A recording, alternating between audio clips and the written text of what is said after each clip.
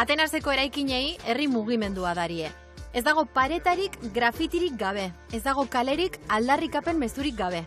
Ane López arrasatearrarekin batera, Atenas autogestionatua ezagutzera goaz. Hanek ondo ezagutzen du hirian indartsu dabilen mugimendu anarkista eta pasioz hitz egiten du bizitzako tempoak aldatu dizkion hiriaz.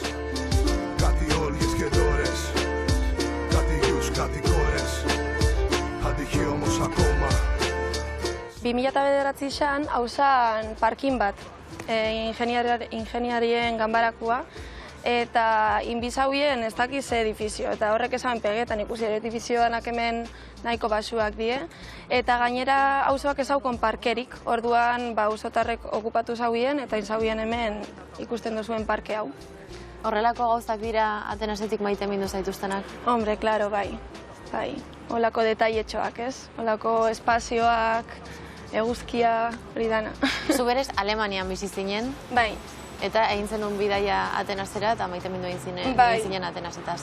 Bai, Alemanian hori naukon lana, bizitza ikasten bilen bebai, baina ona etorri nintzen eta bai, azkenian hemengo bizitza guztiz desberdina da. Adibidez? Hemen ez da denborarik. Hemen zu esnatzen zare, gauzak itzen dituzu, baina lasai, ez, siga dana. Siga zer da hemengo ez da era? Bai, da poliki. Dako tatu hau eta Zure bizitza filosofiarekin dijoa, Bai, eta orduan, klaro, txip aldaketa kristona izen zen, ez? Ona etorri eta beste mundu bat.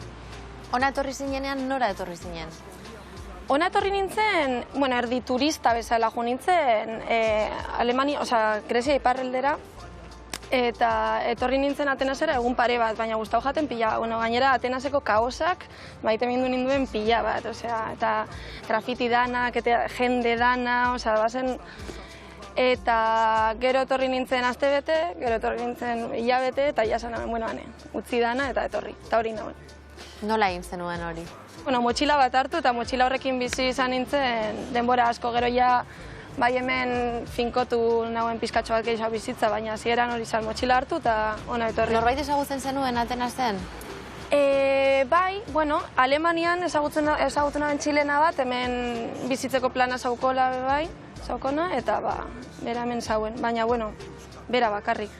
Eta zelan topatu zenuen bizitzeko leku bat? Zuri gustatzen zitzaizun bizimodu bat? Bizi nintzen etxe okupa baten, justo horko kalean zauen nire etxia. Nola dauka izena kaleak? Zabela, Amabi, zan nire etxia, Babilon. Eta hor bizi ginen jende pila bat, mundu osoko jendea, familiak, jende gaztea, ni bezalakoa. Nola sartzen zara etxe okupa batean bizitzen? Non ezagutu behar zenuen? Asambladara zoaz, eta zure burua aurkezten duzu, esaten duzu zein den zure plana edo, eta asambladak esaten du baietz edo zet. Zein den zure proiektua hemen Atenasen? Bizitzea, baina benetan bizitzea, hemen bizitza dago. Ez da bakarrik lana edo bakarrik zer hemen bizitza dago, jendearekin kontaktua daukazu, jende pila bat ezagutzen dozu, eta gauza asko ikasten dituzu, baina ez era akademiko batean, baizik eta jendeagatik eta. Joan etorrian ibiltzen zara zu? Bai, niri Atenas pila bat gustatzen zait, baina hemengo lan baldintzako oso txarrak dira.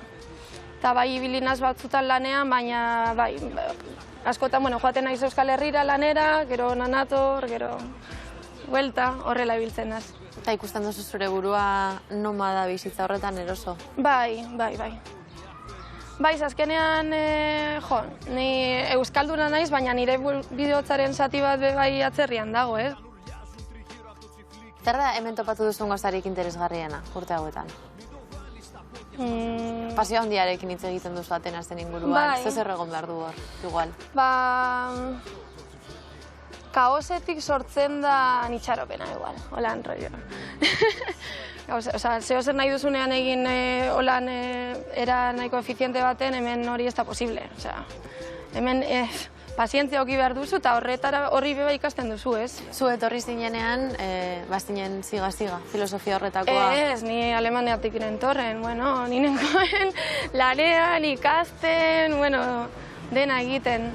Eta gero etorri nintzen hona, eta hasieran kostatzen zitzaidan, ez? Igual lagunekin geunden eta kafe bat edaten, eta kafeak ja bukatuta eta ez zuten ezer egiten. Eta nien plan, da ber, zein da horrengo plana. Eta orduan ikasten duzu pizkatxo bat, polikiago bizitzen, bai.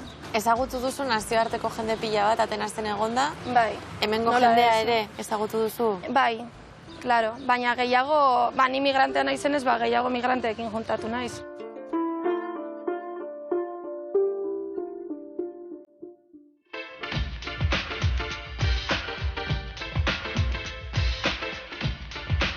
Enbrosen gaude, antzerki autogestionatu bat da, eta bai, justo orain oso kuriosoa da, ze azkenengo astean 2 aldiz desalojatu dute eta 2 aldiz berriro okupatu. Osea, orain txoiarri gara berriro espazioa esposatzen, ez? Beti ari dira horrelako talketan, Grezia horrela bizi da, Atenas horrela bizi da. Bai, batez ere gobernu berria jarri zenetik, beti ari dira horrela, baina herritarrek askotan irabazten dute, ez? Anarkismoak botere handia dauka hemen, bai. Edo indarra, hobeto esanda.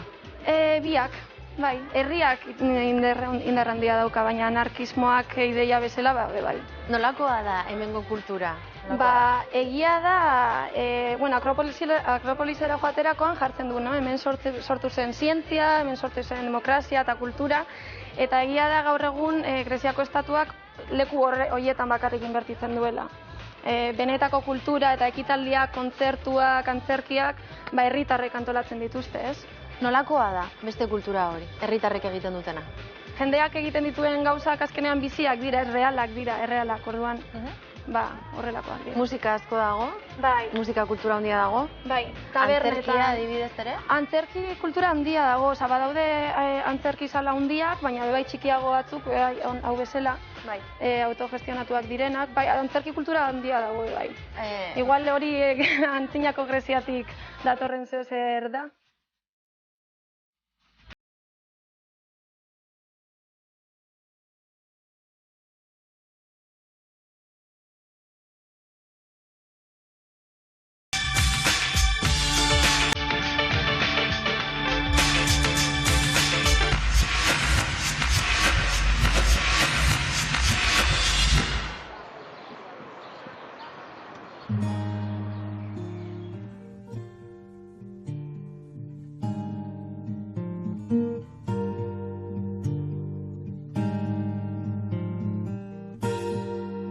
Akropoliaren azpian denboran geldituta jarraitzen du Anafiotika auzoak. 56 etxek osatzen dute kale estuetan marraztutako uhartea.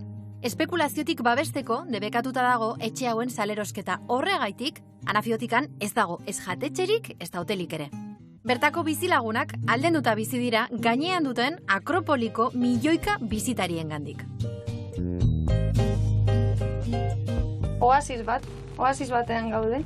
Anafiotikan. Anafiotika izena dauka, bai. auzo honek. Bai, ze Atenas hiriburu egin zutenean, etorri ziren irletako langileak, batez ere Anafi izeneko irla batekoak. Bai. Eta sortu zuten Atenas barruan haien irla, haien oasia. Eta hor gaude. Hori da, ziga da, hain justu leku honetako filosofia. Bai, guztiz. Zer esan nahi du ziga honek? Zer arazoren bat daukasunean edo, beti erantzuna da, ziga.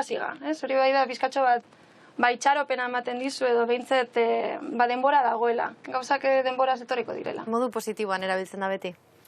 Bai, klaro. Bai. Izaera positiboa daukate greziarrek? Bai, ez daukate besterik, ez, azkenean. Bai, izare oso positiboa, oso argiak dira, argia daukate, zentzu hortan, ez? Zu, hizkuntza batzuk hitz egiten dituzu, hainbat, besteak beste, euskara, espainola, ingelesa ere egiten duzu, ingeleraz, alemanieraz ere. Greziera ikasi izan duzu? Bai, egia esan gutxi. Kapaz naz ulertzeko eta pizkatxo bat hitz egiteko, ez moldatzen naz, baina ez dut oso ondo egiten, eta hori da pizkat pena. Sekula hizkuntza entzun ez duen pertsona bati, nola salduko zenioke hizkuntza? Hitz asko ja ezagutzen ditugu, ze gaztelerak eta euskerak dituen hitz asko grekeratik datoz, ez? Orduan, klaro, askotan entzuten duzunean hitz bat, ulertu dezakezu, pizkatxo bat zentzua zure hizkuntzan daukazulako bai, ez? Adibidez? Lehen egon gara besti bat entzuten, eta zen kardia amu, eta kardia da bihotza, kardiologo bezala. Eta horrelako hitz pila bat dauzkarrekera. Adibidez, jatetxe batean kontua eskatzen duzunean. Bai, logaritmos, menua da katalogo, adibidez. Eta ezagutza edo ikastea? Mazeno, ego mazeno, matematika bezala.